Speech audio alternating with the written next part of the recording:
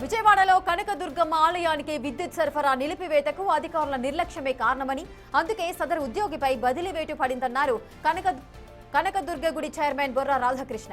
ఆలయ అధికారులకు ముందస్తు సమాచారం ఇవ్వకుండా విద్యుత్ సరఫరా నిలిపివేసిన వారిపై చర్యలు తీసుకోవాలని మంత్రి గొట్టిపాటి రవికుమార్ ని కోరమని చెప్పారు. పూర్తి వివరాలు మా ప్రతినిధి రాజేష్ అందిస్తారు.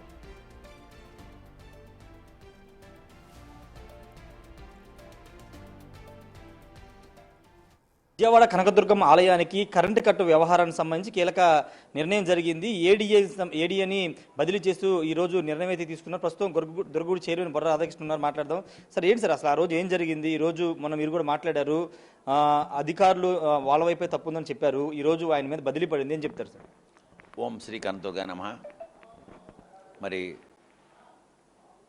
మన విజయవాడలోని ఇంద్రకీలాద్రి దేవాలయంలో మీరు పవర్ కట్ అనేది పవర్ ఆగిపోయింది, లిఫ్ట్లు ఆగిపోయింది, చాలా ఇబ్బంది పడ్డారు భక్తులు అనే మాట మీరు న్యూస్ ద్వారా విన్న మాట వాస్తవం.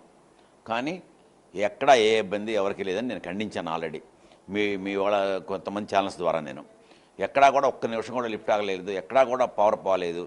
పవర్ తీసారే కానీ అట్లా బ్లింక్ అయ్యి అట్లా వచ్చేసింది. అసలు ఎవరికి ఇక్కడ సిబ్బంది భక్తులకు తెలియదు పవర్ పోయినట్టుగా. సరే, అంతర్గతంగా వేరే విషయం అయితే ఉంది, దాన్ని కూడా నేను మీ ద్వారా ఖండించాను. నేను మరి వాళ్ళ బడ్డీ కొట్టుకు కానీ లేకపోతే ఒక ఇంటికి కానీ పవర్ బిల్లు మర్చిపోయో ఊళ్ళో లేకో కట్టపోతే లైన్మెన్ వెళ్ళి వార్నింగ్ ఇస్తాడు, రేపు ఫీజులు పీకేస్తామని.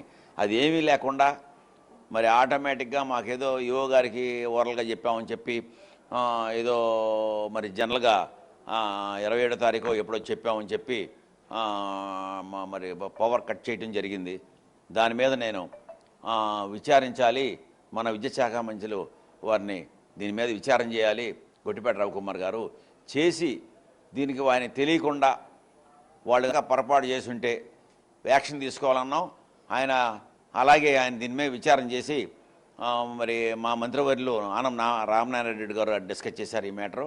మరి ఏంటి అనేది పూర్వపరాలు అన్నీ కూడా మంత్రివర్యులకు కూడా చెప్పారు.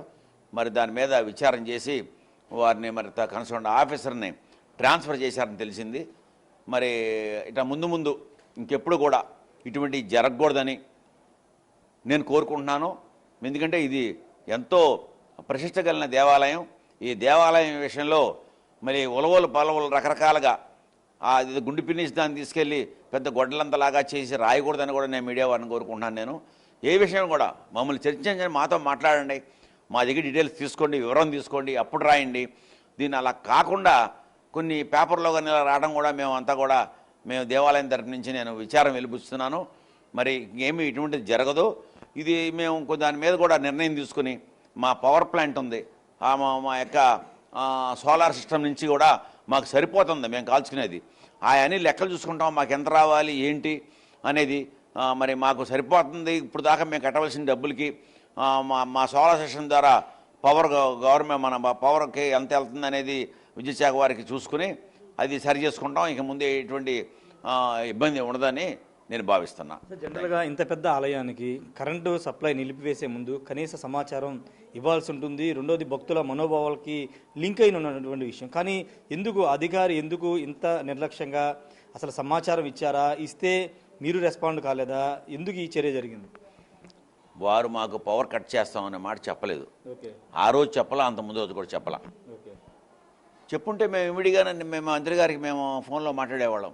లేకపోతే హైయర్ ఆఫీసర్ ఎస్ఐ ఉంటాడు, లేకపోతే ఆ పైన ఆఫీసర్ ఉంటాడు, వాళ్ళతో మేము డిస్కస్ చేసేవాళ్ళం. పవర్ కట్ అనేది మాట వాళ్ళ సడన్గా వాళ్ళు కట్ చేసినప్పుడు మా ఆఫీసర్లంతా ఒక మీటింగ్లో ఉన్నారు. So much sir. ఇది అంటే మొన్న జరిగినటువంటి పవర్ కట్ వివాదానికి సంబంధించి ఆ రోజు క్లారిటీగా చెప్పాము, ఇది వాళ్ళ వైపు నుంచి జరిగింది కాబట్టి ఆ సదరు అధికారిని బదిలీ చేశారు, వేటు పడిందని చెప్తూ ఉన్నారు. ఇంటిమేషన్ ఇవ్వకుండా ఇదంతా జరిగింది, ఆయన ఉద్దేశపూర్వకం చేశాడా లేదనేది అధికారులు తేల్చాల్సి ఉంటుంది. ప్రస్తుతానికి విద్యుత్ శాఖ మంత్రి గొట్టిపాటి విచారణ జరిపిస్తామని చెప్పారు, జరిపించి ఇప్పుడు ఈ చర్యలు తీసుకున్నామని చెప్తున్నారు. రెండోది వీఐపీలు కానీ లేకపోతే ప్రోటోకాల్ దర్శనం చేసుకునే వాళ్ళు ఖచ్చితంగా టికెట్ కొనాలి అంశానికి సంబంధించి నిన్న చిట్ చాట్ సందర్భంగా చేసిన మాటలు అవి ఇంకా బోర్డులో పెట్టాల్సి ఉంటుంది, ప్రభుత్వం దృష్టికి తీసుకువెళ్లాల్సి ఉంటుంది, తదనంతరం నిర్ణయాలు తీసుకోవాల్సిన అవసరం ఉంటుంది. కానీ కనకదుర్గం ఆలయానికి రాబోయే రోజుల్లో 1,00,000 మంది భక్తులు వచ్చే అవకాశం ఉంది కాబట్టి భవిష్యత్తు భవిష్యత్తులో కూడా ఈ నిర్ణయం తీసుకుంటే బాగుంటుందనే అభిప్రాయం ఉంది కాబట్టి ఈ వ్యాఖ్యలు చేశారని చెప్తున్నారు. ఏదేమైనా ప్రస్తుతానికైతే ఏడీ మీద బదిలీ వేటు పడింది. అతన్ని సరెండర్ చేస్తూ ఆదేశాలు ఇవ్వడం జరిగింది. 6వ తేదీన ఇష్యూకి సంబంధించినటువంటి ఇలాంటి ఘటన అంటే దుర్గగుడికి విద్యుత్ కట్ చేయడం కానీ లేకపోతే రాష్ట్రంలో ఇతర దేవాలయాలకి ఈ విధమైనటువంటి ఘటనలు పునరావృతం కాకుండా 6వ తారీఖున మంత్రి గొట్టిపాటి సమీక్షలో కీలక సమావేశం జరగబోతుంది. ఆ రోజు కూడా కొన్ని కీలక నిర్ణయాలు అయితే తీసుకోబోతున్నారు. కెమెరా పర్సన్ హోసన్నతో రాయేష్, బిగ్ టీవీ, విజయవాడ నుండి.